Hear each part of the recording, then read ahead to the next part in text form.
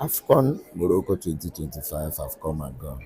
A lot of lesson learned, a lot of improvement from the last AFCON.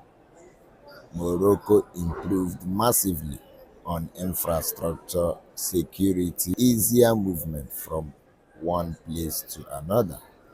While in Morocco, I was able to visit Fez, Marrakesh, Rabat, Tangier, and Casablanca.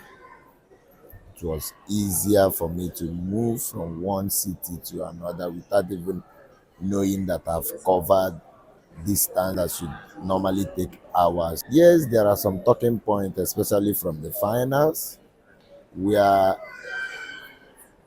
there were some calls that Senegalese protested. Yes, the Senegalese, they were right to protest for the call.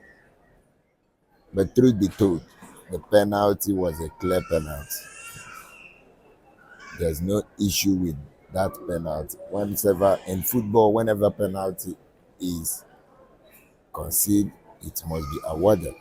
Whenever an opponent concedes penalty, the referee must award the penalty. So out from that, let's go to the Super Eagles of Nigeria. This is a massive improvement from the last AFCON for the Super Eagles. Before the AFCON, Nigerians did not give them chance. Will I say they exceeded expectations? Someone will say that the last AFCON they finished second. Yes, they finished second and finished third in this AFCON. But there were massive improvement. The Super Eagles of Nigeria scored a record 14 goals in this year's AFCON. That's two more that they scored in Ghana, Nigeria, 2000. Yes, when they scored 12 goals, leading to their final appearance, which they lost to Cameroon. They were purposeful with the ball. The area should work on the midfield because the Super Eagles attack showed that they can score goals. They have a good goalkeeper and they have a solid defense line. Bassi improved massively.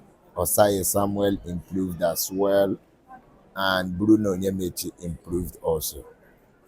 So going forward, the NFF need to start planning for the next AFCON, which is in 2027. The plan for the 2027 AFCON should start by renewing Eric Chell's contract. Need to keep Eric Chell, renew his contract, and Eric Chell should start planning for the next AFCON since we are not going to the World Cup. The plan should start immediately. We should look for players to complement the players we have. We shouldn't be relying too heavily on Victor Osimhen. There should be a standby replacement in case of injury, suspension, and unavailability. Eric Chell also need to look for midfielder to complement Ndidi. Ndidi is no longer the Ndidi we used to know. He played well in this AFCON. There should be a ready-made replacement waiting to take over from Wilfred Ndidi. Raphael Onyedika scored goals, yes, but he did not impress me in this AFCON, especially when he replaced Ndidi in the semi-final and the third place game. It has been a good AFCON. From me to you, as I sign out from Morocco, it has been a good experience from me. Personally, I enjoyed my experience in Morocco. Let's do this again in 2027 in East Africa. Shukra. Thank you. Merci beaucoup. Ciao.